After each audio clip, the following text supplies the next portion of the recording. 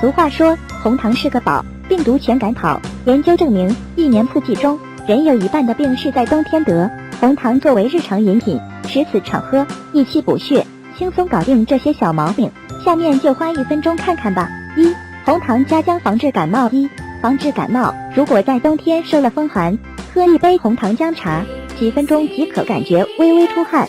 记住，一定趁热喝，比吃感冒药还好用。2. 手脚冰凉，有些人容易手脚冰凉，用暖手宝，其实不用，每天早晨1碗红糖姜水，能暖和一整天，不受手脚冰凉之苦。3. 改善痛经，痛经的妹子知道痛经的滋味，自制一杯暖宫红糖姜茶，不仅能经血通畅，改善痛经，还可以助孕，效果非常好。2. 红糖加乌梅风寒咳嗽。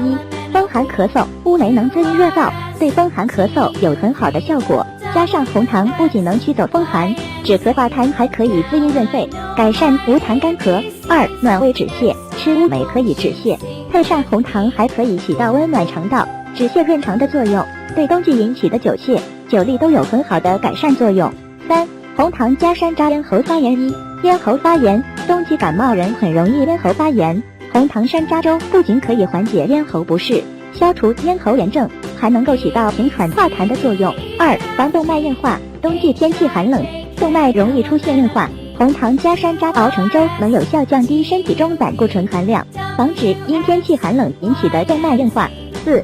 红糖加桂圆，改善睡眠。红糖泡桂圆的功效有效改善睡眠，要发挥红糖的这些功效，吃法上也有讲究。红糖煮荷包蛋，可以使鸡蛋和红糖的营养互补，让老年人面色红润有精神。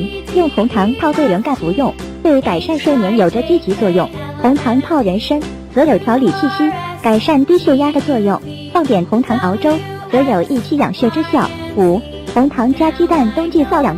预防乳腺癌，科学家发现，每周坚持喝红糖煮鸡蛋的女性，患乳腺癌的风险会显著降低，因为鸡蛋中富含的维生素 D 有助于预防乳腺癌。2. 生发养发，常喝红糖煮鸡蛋的女性们头发长得都普遍快，因为蛋黄中的胆碱有利于促进头发生长，男生也可以喝的。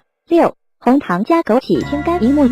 清肝明目，枸杞中含有丰富的胡萝卜素和维生素群，都是眼睛的必需品，配合红糖食用，不仅清肝明目，还可以改善肝血不足、视力下降。2. 抗击肿瘤，枸杞加红糖对人体癌细胞有明显的抑制作用，能预防癌细胞的扩散，提高增强人体的免疫功能。7. 红糖加绿茶，补血益气。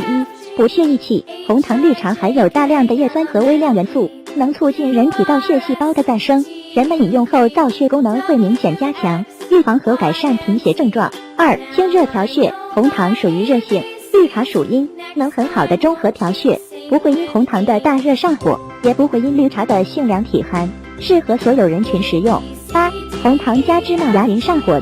牙龈上火，秋冬季天干气燥，很容易引发牙龈上火，红糖芝麻粥不仅能明显改善牙龈上火，还能固齿健龈，防止牙齿早衰。2. 头发稀黄，常喝芝麻红糖粥能益精生发，防止头发早衰，尤其对经常脱发的人群非常适合。